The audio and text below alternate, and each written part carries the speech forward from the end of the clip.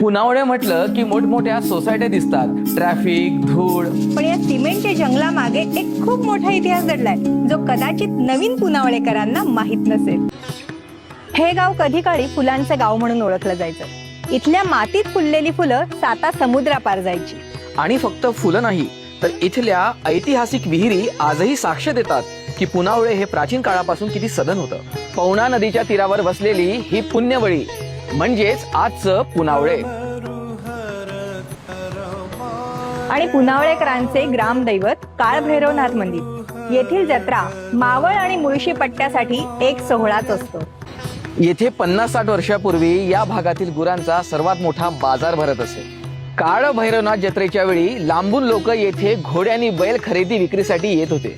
छत्रपती शिवाजी महाराज व पेशवे काळात पुनावळेला मावळ प्रांताचे प्रवेशद्वार मानले जायचे. इथूनच कोकणामध्ये जाणाऱ्या जुन्या व्यापारी मार्गांची सुरुवात व्हायची.